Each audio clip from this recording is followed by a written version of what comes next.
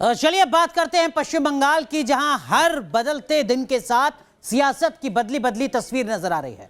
आज तेल की बढ़ती कीमतों का अलग तरीके से विरोध किया ममता बनर्जी ने, वहीं दूसरी तरफ बीजेपी ने अपने चुनावी अभियान को नई दिशा में आगे बढ़ाया।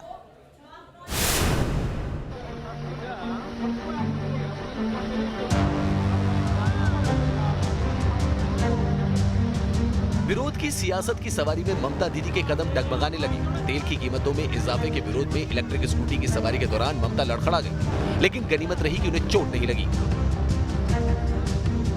ये दीदी की शान की नहीं, सियासत की सवारी है। इलेक्ट्रिक स्कूटी पर ममता बनर्जी का काफिला सुबह ठीक वैसे ही दौड़ा जैसे पेट्रोल डीजल वाली स्कूटी और बाइक, लेकिन इलेक्ट्रिक स्कूटी की सवारी तो सिर्फ बहाना है। महंगे तेल पर मोदी सरकार को घेरना असल मकसद है। आमतौर पर हवाई चप्पल में तेज चलती देखे जाने वाली दीदी जब स्कूटी पर दिखी तो सुर्खियां बन गई। এই দেশটাকে মোদি সরকার বেচে দিচ্ছে। বিএসএনএল থেকে শুরু করে কোল ইন্ডিয়া থেকে শুরু করে রেল থেকে শুরু করে ব্যাংক থেকে শুরু করে এলআইসি থেকে শুরু করে সমস্ত কিছু বিক্রি করে দেওয়া হচ্ছে। वैसे आज बंगाल की सियासत का चक्का बड़ा तेज घुमा। ममता दीदी स्कूटी पर सचिवालय पहुंची तो वहीं बीजेपी का 4 पहियों वाला एलईडी रथ भी रवाना हुआ। बंगाल दौरे पर पहुंचे जेपी नड्डा ने कोलकाता से लोखो सोनार बंगाल अभियान की शुरुआत की। इस अभियान के तहत बीजेपी सभी विधानसभा क्षेत्रों में रथ के जरिए जनता तक पहुंचेगी। घोषणा पत्र बनाने के लिए 2 करोड़ से ज्यादा सुझाव लिए जाएंगे। हर क्षेत्र में 100 सुझाव पेटियां लगाई जाएंगी। फोन नंबर और वेबसाइट के जरिए भी लोगों से सुझाव मांगे जाएंगे। ये कैंपेन 3 मार्च से 20 मार्च तक चलेगा। 50 पेटियां लेकर के हमारे घर घर हमारे कार्यकर्ता जाएंगे और 50 हम स्ट्रेटेजिक स्थानों पर रखने वाले हैं, प्रोमिनेंट स्थानों पर रखने वाले हैं, प्रमुख स्थानों पर रखने वाले हैं, ताकि हम उनका सजेशन ले सकें और उसको हम उस तरीके से आगे बढ़ाएं। बंगाल दौरे में जेपी नड्डा बंकिम चंद्र चटर्जी के बैरकपुर में मौजूद आवास पर पहुंचे, उन्हें श्रद्धांजलि दी। इसके बाद बीजेपी अध्यक्ष ने जूट मिल मजदूर के यहां भोजन भी किया। बंगाल के चुनावी रण में आरोप प्रत्यारोप, सवाल जवाब और शय और मात का खेल तेज हो रहा है। 2 मार्च को सीएम योगी बंगाल से मालदा में रैली करेंगे। साफ है कि बीजेपी लोकसभा चुनाव में मिली जीत के मोमेंटम को बरकरार रखना चाहती है। बीजेपी ममता बनर्जी को घेरने का कोई भी मौका चूकना नहीं चाहती और ममता दीदी बीजेपी के चक्रव्यूह को तोड़ने पर आमादा है।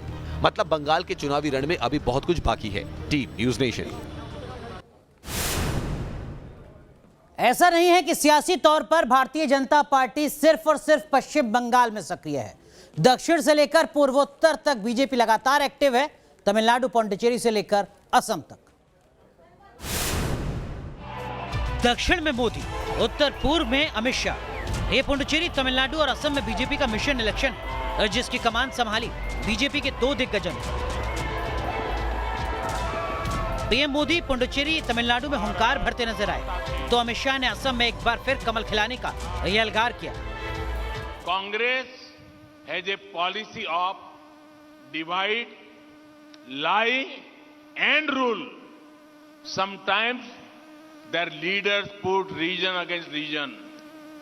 Sometimes they put community against community. They are gold, silver and bronze medal winners in telling lies.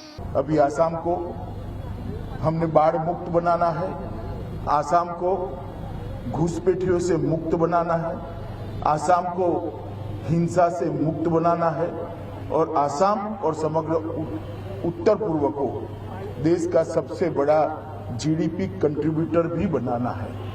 Puducherry के लोगों को अमित शाह ने कई सौगातें दी, तो वहीं तमिलनाडु में पीएम मोदी ने 12,400 करोड़ रुपए की योजनाओं का शिलान्यास किया।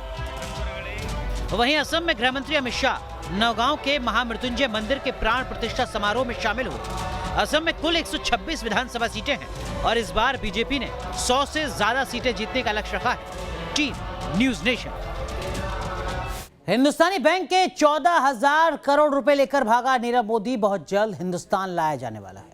नीरव मोदी को भारत प्रत्यर्पित करने के लिए ब्रिटेन की अदालत ने फाइनल मोहर लगा दी है। नीरव को भारत भेजने की मंजूरी दे दी है।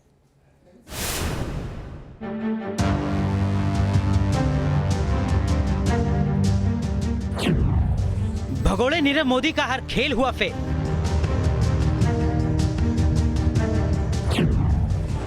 धोखेबाज नीरव की हर दलील की निकली हवा।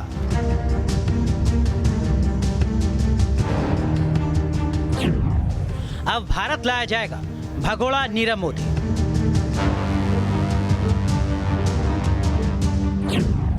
अब हिंदुस्तान के शिकंजे में आएगा नीरव मोदी।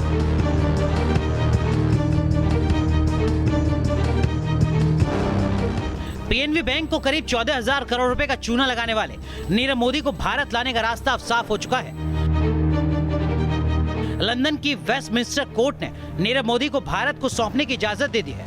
लंदन की अदालत के जज ने माना कि नीरव मोदी को भारत में चल रहे केस में जवाब देना होगा। इतना ही नहीं, कोर्ट ने मुंबई की ऑर्थर रोड जेल की बैरक नंबर 12 को नीरव के लिए फिट बताया। नीरव इस वक्त लंदन के वॉर्ड्सवर्थ जेल में बंद है।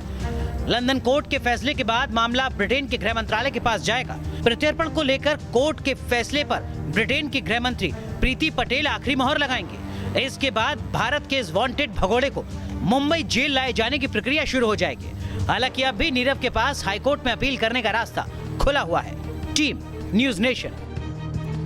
उत्तराखंड आपदा के 19वें दिन आज आईटीबीपी के जवानों ने चमोली के ऊपर मंडरा रहे एक बड़े खतरे को टाला।